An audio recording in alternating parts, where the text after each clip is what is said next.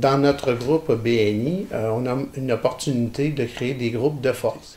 Donc, pour être complémentaire avec le temps, bien, certaines professions développent plus de relations avec certains membres. Donc, c'est le cas avec moi, avec Marie-Josée. Donc, moi, souvent, quand que je vends des immeubles où j'ai des dossiers de succession, toutes sortes de choses, comme ça indique, bien, avec le temps, moi puis Marie-Josée, on a développé une relation de confiance. Donc, moi, si je vends un immeuble, j'exige que le notaire soit Marie-Josée. Dans plusieurs cas, quand je suis capable de le faire, je ne peux pas le faire dans tous les dossiers, mais je sais qu'avec le temps, depuis que je travaille avec elle, que ça va être un service de qualité, que ça va aller vite, puis que je peux me fier à certaines choses que je ne réviserai pas, qu'elle, je le sais qu'elle va avoir passé. Donc, ce type de partenariat-là peut se faire avec plein de membres, comme d'autres domaines. Naturellement, c'est sûr qu'on va offrir les autres services de tous les membres, mais cette équipe de force-là va travailler plus ensemble pour créer des opportunités d'affaires. Ça va être la même chose, exemple, pour l'agent d'immeuble que je réfère dans tous mes dossiers, parce que moi, comme syndic, je dois avoir une évaluation, exemple, de la maison. Est-ce qu'elle vaut plus cher que l'hypothèque, ainsi de suite.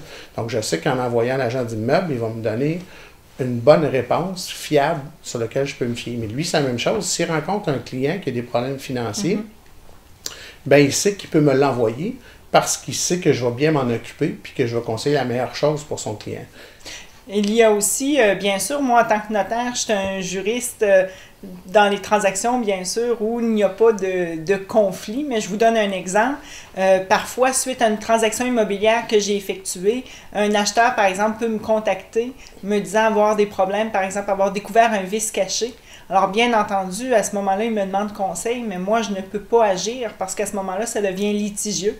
Alors, au sein de notre groupe, on a un avocat, bien sûr, alors qui est très compétent, à qui je n'hésite pas à référer mes clients lorsque des situations comme ça surviennent.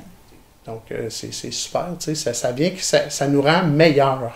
C'est-à-dire que on peut faire plus de dossiers, se concentrer sur ce qu'on fait de mieux, puis s'entourer des autres personnes qui ont les autres compétences. Donc, on devient complet. Quand on prend un dossier, mais les gens te réfèrent un client, puis tu l'entoures d'un paquet de services, puis que tu permets de régler une situation facilement parce que tu es bien entouré, puis tu as un groupe contact compétent.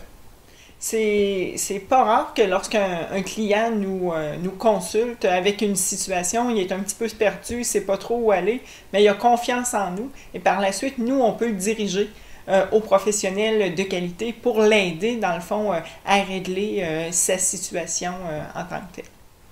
Mais dans le fond, on a chacun nos forces. Hein? On a chacun notre expertise, notre compétence, mais à plusieurs, j'ai l'impression qu'en jumelant l'expertise de chacun dans un dossier, le client n'en sort que gagnant.